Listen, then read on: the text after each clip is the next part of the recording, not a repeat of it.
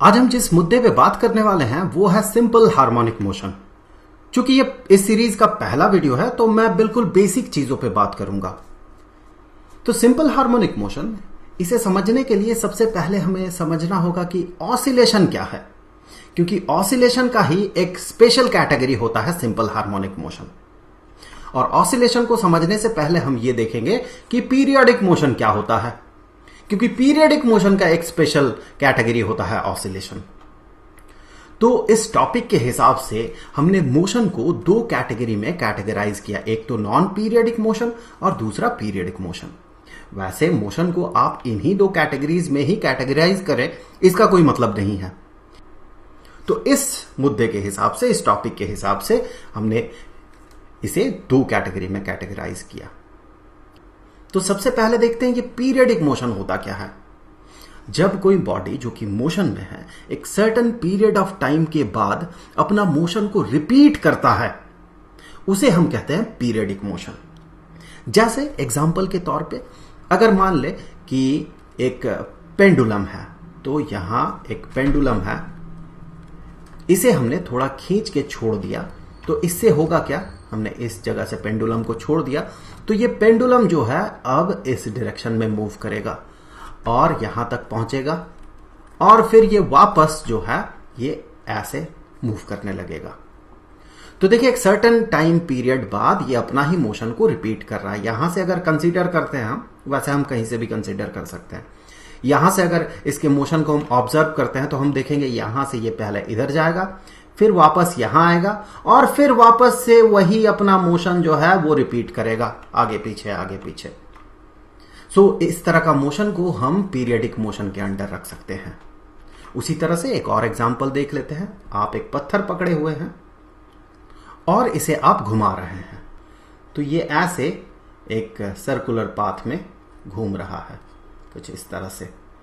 सो ये जो इसका मोशन है ये भी पीरियडिक मोशन है। अगर आप ऑब्जर्व करना शुरू करते हैं, यहां से देखते हैं, तो ये एक बार घूमने के बाद वापस अपना मोशन को ये रिपीट करेगा। तो इस तरह के मोशन को हम पीरियडिक मोशन कहते हैं। उसी तरह से अगर नॉन पीरियडिक मोशन का एग्जांपल ले, जो कि पीरियडिक मोशन नहीं है, आपको पता है ऐसा मोशन जो कि एक सर्टेन टाइम पीरियड बाद अपने आप को रिपीट नहीं करता है। जैसे कि एक हॉरिजॉन्टल सरफेस है, यहां आपने एक ब्लॉक, मान ले फ्रिक्शन नहीं है, एक ब्लॉक को आपने यहां से धकेल दिया, तो ये ब्लॉक का जो मोशन होगा, ये ब्लॉक आगे बढ़ते जाएगा एक स्पीड के साथ। तो ये जो मोशन होगा इसका, ये एक नॉन पीरियडिक मोशन होगा, एक सर्टेन स्पीड के साथ ये मूव करेगा। उसी तरह से एक और एग्जांपल अगर देखें, तो अगर मान ले एक प्रोजेक्टाइल मोशन को हम कंसीडर करें, अगर एक ऑब्जेक्ट है, इसे आपने थ्रो किया कुछ इस डायरेक्शन में, तो ये कुछ इस तरह का मोशन हमें शो करता है, जिसे कि हम प्रोजेक्टाइल मोशन कहते हैं। और इस तरह का मोशन जो है ये पीरियडिक मोशन नहीं है, एक सर्टेन पीरियड ऑफ टाइम के बाद ये अपने आप को रिपीट नहीं कर रहा, जबकि इन केसेस में वो हो रहा है।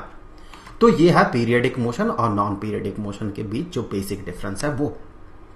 अब पीरियडिक मोशन को भी आप दो कैटेगरी में डिफरेंशिएट कर सकते हैं, एक तो जो कि ऑसिलेटरी मोशन है या फिर कहें ऑसिलेशन, और जो कि ऑसिलेशन नहीं है, जिसे कि हम नॉन ऑसिलेटरी मोशन कहते हैं। ऑसिलेशन को समझने से पहले आपको समझना होगा कि मीन पोजीशन क्या है।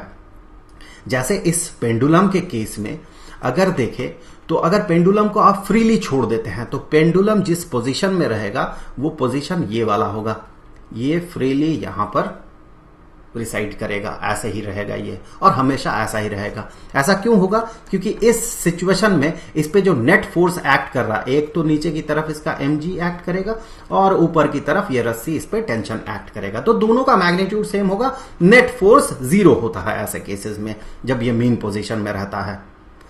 तो जब कोई बॉडी अपने मीन पोजीशन के आगे पीछे या ऊपर नीचे मूव करते रहता है, तो इस तरह के मोशन को हम कहते हैं ऑसिलेशन। ऑसिलेशन का एक और एग्जांपल आप यहां कंसीडर कर सकते हैं, जैसे कि मान ले एक स्प्रिंग है और इसके साथ एक ब्लॉक बंधा हुआ है। अगर आप इस ब्लॉक को थोड़ा सा खींच के छोड़ देते हैं तो ये ऐसे आगे पीछे इस तरह से ऑसिलेट करने लगता है।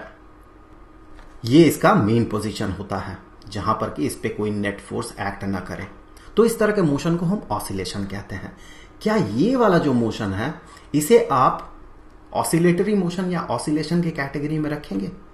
क्या ये एक मीन पोजीशन के आगे पीछे घूम रहा है या फिर ऊपर नीचे ये मूव कर रहा है? नहीं, ऐसा कोई यहां पर मीन पोजीशन नहीं है। भले ही ये पीरियडिक मोशन है, लेकिन यहां पर कोई मीन पोजीशन नहीं है। ऐसा मोशन नहीं हो रहा इसका कि ये पीछे की तरफ गया, फिर ये यहां से वापस आगे की तरफ आया, फिर ये पीछे की तरफ, फिर ये आगे की तरफ। ऐसा मोशन नहीं है इसका।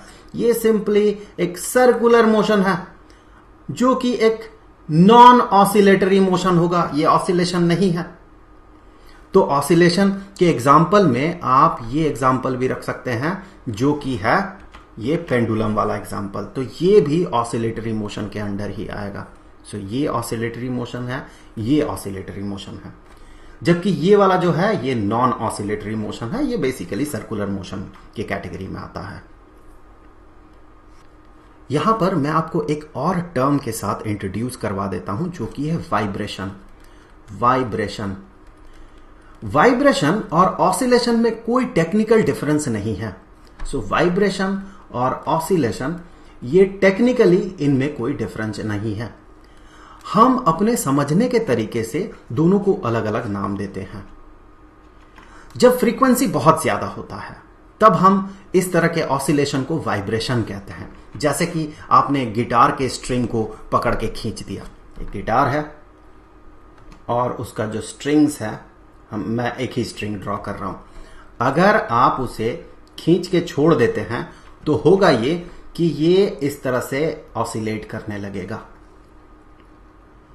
क्योंकि ये बहुत तेजी से ऑसिलेट करता है, इसका फ्रीक्वेंसी बहुत ज्यादा है, तो इस तरह के मोशन को, इस स्ट्रिंग के मोशन को हम वाइब्रेशन कहते हैं।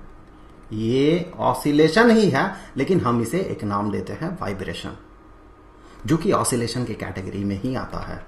या फिर कहें टेक्निकली इन दोनों में कोई डिफरेंस होता नहीं है। वैसे यहां भी देखें, स्ट्रिंग ये मीन पोजीशन में है, खींच के छोड़ दे तो ये इस तरह से वाइब्रेट करेगा ऊपर नीचे, एक मीन पोजीशन से पार होगा और इसके ऊपर नीचे ये वाइब्रेट करेगा। तो हमारे परसेप्शन के हिसाब से, हमारे समझने के तरीके के हिसाब से हम कहते हैं जब फ्रीक्वेंसी हाई रहता है तो उस तरह के ऑसिलेशन को हम कहते हैं वाइब्रेशन। तो ये तो हो गया ऑसिलेशन। ऑसिलेशन का एक स्पेशल कैटेगरी होता है simple harmonic motion.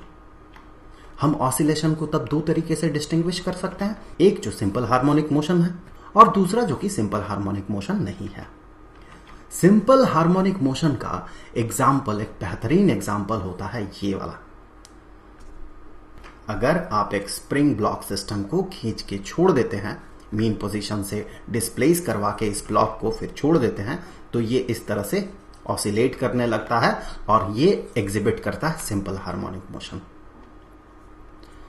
Simple harmonic motion का जो बेसिक प्रॉपर्टी है वो ये है कि कभी भी एक्सीलरेशन जो होगा इस बॉडी में, जो बॉडी एक्सीलरेट कर रहा है, यहां पर ये ब्लॉक एक्सीलरेट करेगा, तो जो एक्सीलरेशन होगा ये प्रोपोर्शनल होगा डिस्प्लेसमेंट के, displacement from the mean position. That mean इस ब्लॉक को अगर आप थोड़ा डिस्प्लेस करते हैं, या फिर कहें ब्लॉक मान ले यहां पर पहुंच गया है, यहां पर, तो ये जो डिस्प्लेसमेंट है x, तो इस पॉइंट ऑफ टाइम में इसका जो एक्सीलरेशन होगा, जो इस डायरेक्शन में ये एक्सीलरेटेड होगा, तो ये जो एक्सीलरेशन होगा ये प्रोपोर्शनल होगा इस x के। मतलब कि अगर ब्लॉक को आप और ज्यादा खींचते हैं, मान ले ब्लॉक अगर यहां पर होता, सो डिस्प्लेसमेंट इस केस में अगर x डैश्ड होता, जबकि x डैश्ड x से बड़ा है, तो इस जगह पे जो इसका एक्सीलरेशन होगा, यहां पर जो एक्सीलरेशन होगा मान ले a डैश्ड, तो ये a डैश्ड प्रोपोर्शनल होगा x डैश्ड के। तो इस तरह के मोशन को हम कहते हैं सिंपल हार्मोनिक मोशन। आगे के वीडियोस में हम बहुत सारे टर्म्स पे बात करेंगे जो कि रिलेटेड होगा पीरियडिक मोशन के साथ, जैसे कि फ्रीक्वेंसी हो गया, टाइम पीरियड हो गया, एटसेट्रा। तो चूंकि ये रिलेटेड है पीरियडिक मोशन के साथ और पीरियडिक मोशन का ही एक स्पेशल केस होता है ऑसिलेशन, तो वो सारे प्रॉपर्टीज जो है वो ऑसिलेशन के साथ भी एसोसिएटेड होगा। सेम रीजन से हम ये कह सकते हैं चूंकि एसएचएम जो है सिंपल हार्मोनिक मोशन ऑसिलेशन का ही एक स्पेशल कैटेगरी है, तो वो जो टाइम पीरियड है, फ्रीक्वेंसी है, वो सारे एसोसिएटेड होंगे सिंपल हार्मोनिक मोशन के साथ भी। तो आई होप कि ये जो बेसिक वीडियो है ये आपके लिए हेल्पफुल रहा होगा। वीडियो पसंद आए तो लाइक जरूर करें। तो मिलते हैं आपसे अगले वीडियो में, तब तक के लिए गुड बाय।